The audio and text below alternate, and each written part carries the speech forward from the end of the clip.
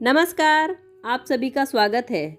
एक समय की बात है, काशी निवासी धनंजय की पत्नी का नाम सुलक्षणा था। उसे अन्य सभी सुख प्राप्त थे, केवल निर्धनता ही उसके दुख का कारण थी। यह दुख उसे हर समय सताता था। एक दिन सुलक्षणा पति से बोली, स्वामी आप कुछ उद्यम करिए तो काम चले, इस प्रकार कब तक काम चलेगा। सुलक्षणा की बातें धनंजय के मन में बैठ गई और वह उसी दिन विश्वनाथ शंकर जी को प्रसन्न करने के लिए बैठ गया और कहने लगा, हे देवा अधिदेव, मुझे पूजा पाठ कुछ नहीं आता, केवल तुम्हारे भरोसे बैठा हूँ। इतनी विनती करके वह 2-3 दिन भूखा प्यासा बैठा रहा। यह देखकर भगवान शंकर ने उसके कान में अन्नपूर्णा अन्नपूर्णा अन्नपूर्णा इस प्रकार 3 बार कहा। यह कौन क्या कह गया? इसी सोच में धनंजय पड़ गया कि मंदिर से आते हुए ब्राह्मणों को देखकर पूछने लगा, पंडित जी अन्नपूर्णा कौन है? ब्राह्मणों ने कहा, तू अन्न छोड़कर बैठा है, सो तुझे अन्न की बातें ही सूझती हैं। जा घर जाकर अन्न ग्रहण कर ले।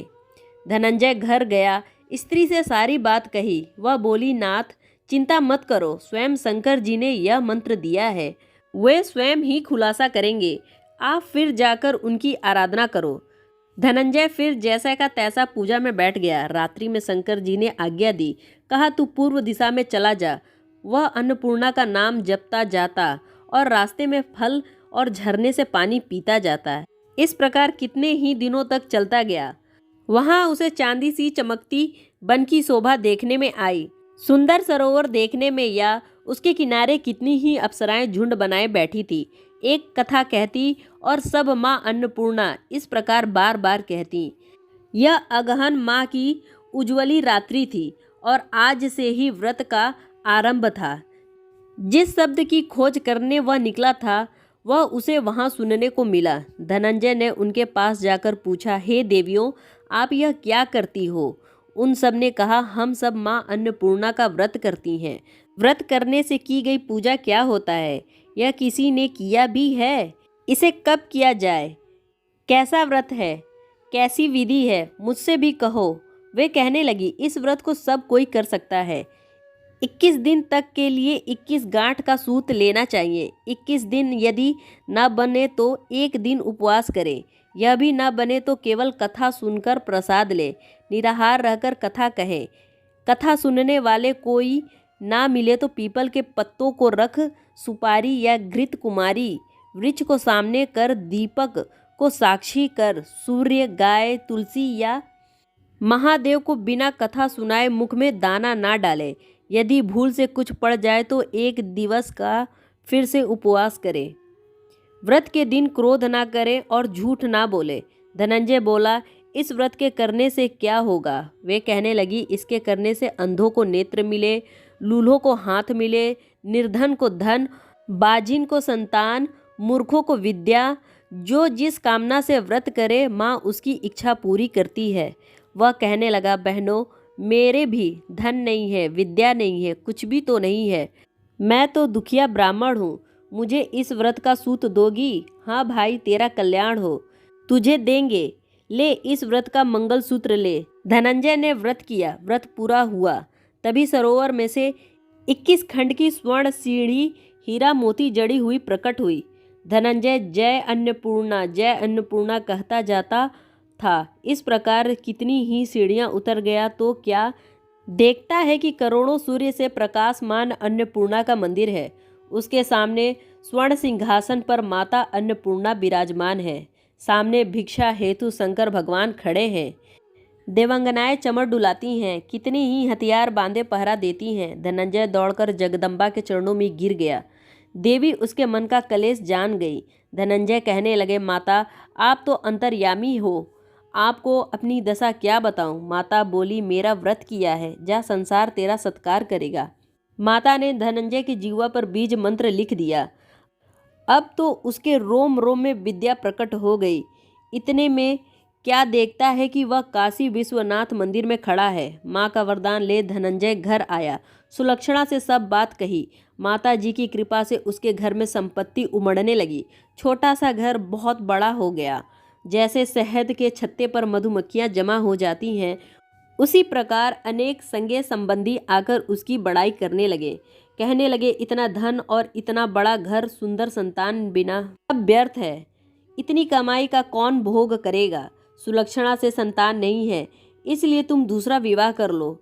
अनिच्छा होते हुए भी धनंजय को दूसरा विवाह करना पड़ा और सती सुलक्षणा को सौत का दुख उठाना पड़ा। इस प्रकार दिन बीतते गए। फिर अगहन माह आया। नए बंधन में बंधे पति से सुलक्षणा ने कहा कि हम व्रत के प्रभाव से सुखी हुए हैं, इस कारण यह व्रत छोड़ना नहीं चाहिए। यह माता जी का प्रताप है जो हम इतने संपन्न और सुखी हैं। सुलक्षणा की बातें सुन धनंजय उसके यहाँ आया और व्रत में बैठ गया। नई बहू को व्रत की खबर नहीं थी। वह धनंजय के आने की राह देख रही थी। दिन बीतते गए और व्रत पूर्ण होने में 3 दिवस बाकी थे कि नई बहू को खबर पड़ी। उसके मन में ईर्ष्या की ज्वाला दहक रही थी। सुलक्षणा के घर आ पहुंची और उसने वहां भगदड़ मचा दी। वह धनंजय को अपने साथ ले गई। नए घर में धनंजय को थोड़ी देर के लिए निद्रा आ गई। इस समय नई बहू ने उसका व्रत का सूत तोड़कर आग में फेंक दिया। अब तो माता का कोप जाग गया। घर में अकस्मात आग लग गई। सब कुछ जलकर खाक हो गया। सुलक्षणा जान गई कि पति को फिर अपने घर ले आई। नई बहू रूठ कर पिता के घर जा बैठी। पति को परमेश्वर मानने वाली सुलक्षणा बोली, नाथ घबराइए नहीं, माता जी की कृपा अलौकिक है। पुत्र कुपुत्र हो सकता है, परंतु माता कुमाता नहीं होती। आप श्रद्धा और भक्ति से आराधना शुरू करो, वे जरूर हमारा कल्याण करेंगी। धनंजय फिर माता के पीछे। फिर वही सरोवर सीढ़ी प्रकट हुई। उसमें माँ अन्नपूर्णा कहकर वह उतर गया। वहां जा माता जी के चरणों में रुदन करने लगा।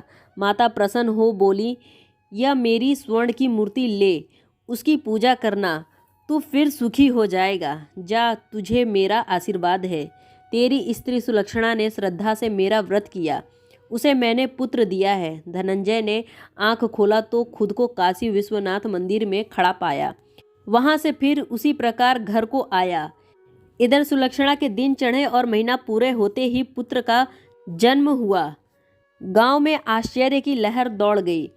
मानता आने लगा। इस प्रकार उसी गांव के निसंतान सेठ के पुत्र होने पर उसने माता अन्नपूर्णा का मंदिर बनवा दिया। उसमें माता जी की धूमधाम से पधारी यज्ञ किया गया। धनंजय को मंदिर का आचार्य पद दे दिया गया। जीवन के लिए मंदिर की दक्षिणा और रहने के लिए बड़ा सुंदर सा भवन दिया। धनंजय पुत्र स्त्री सहित वहां रहने लगा। माता जी की चढ़ावे से भरपूर आमदनी होने लगी। उधर नई बहू के पिता के घर डाका पड़ गया। सब कुछ लूट गया। वे भीख मांगकर अपना पेट भरने लगे। सुलक्षणा ने यह सुना तो उन्हें बुला भेजा, अलग घर में रख लिया और उन्हें अन्न वस्त्र का प्रबंध कर दिया। धनंजय, सुलक्षणा और उसका पुत्र माता जी की कृपा से आनंद से रहने लगे। माता जी ने जैसे इनके भंडार भरे वैसे सबके भंडार भरे। बोलिए अन्नपूर्णा माता की जय।